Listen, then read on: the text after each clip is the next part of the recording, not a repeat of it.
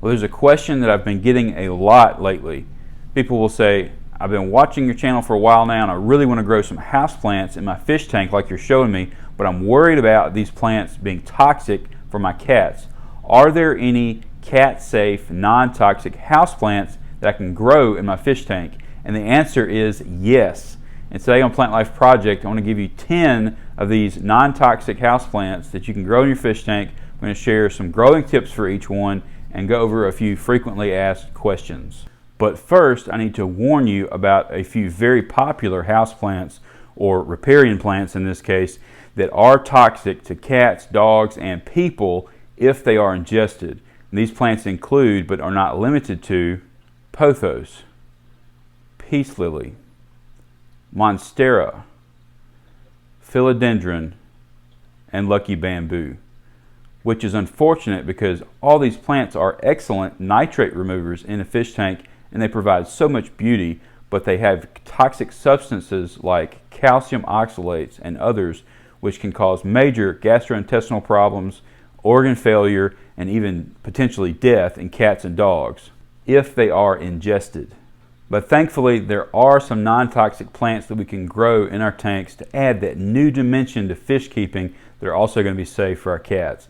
And all 10 of these plants are listed on the ASPCA, or American Society for Prevention of Cruelty to Animals website, which has a very helpful and extensive plant list that you can search to see whether a plant is labeled as toxic or not for pets.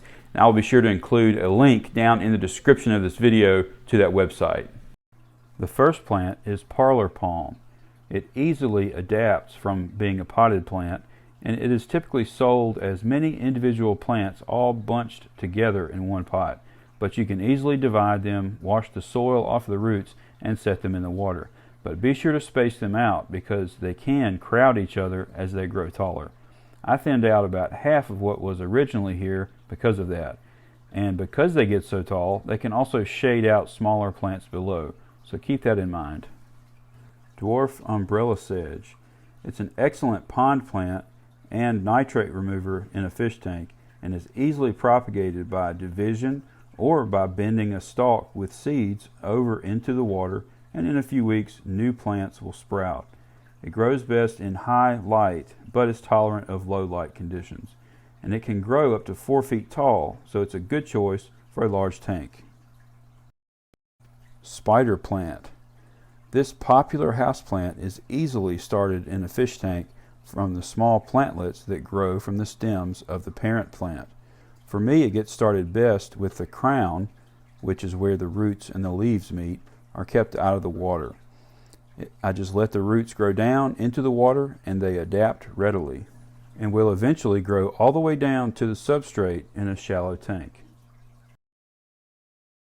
Purple waffle plant, which is available in a few different varieties. This plant roots easily from stem cuttings but will also adapt from a potted plant. I like to use it as a filler plant to add some color variation.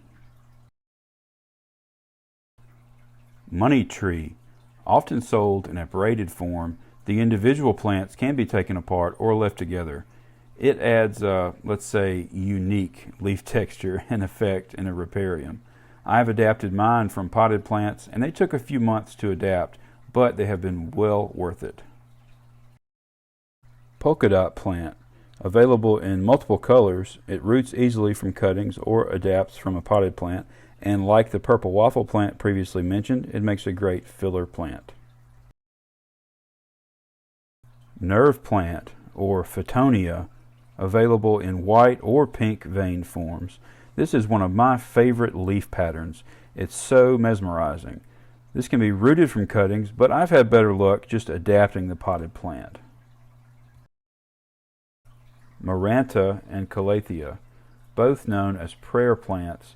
You will not find more intricate leaf patterns for a riparium. They're almost fantastical.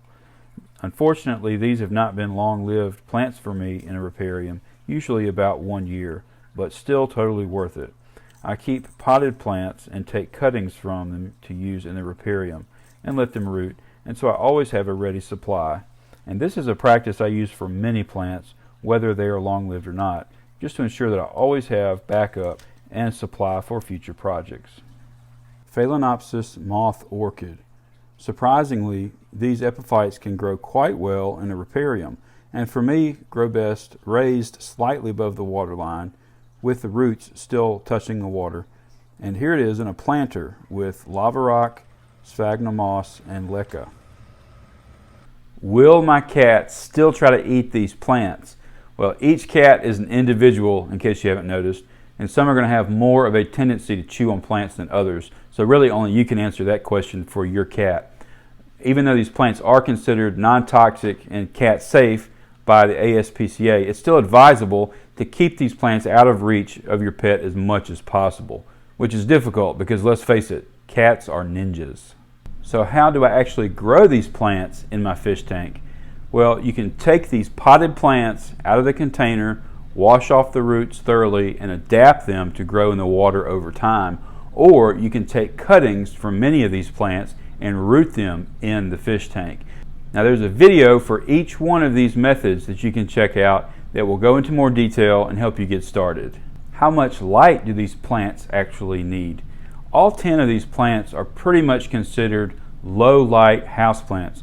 However, in my experience, I've found that they do best if they have a supplemental grow light or even just a regular household LED light bulb.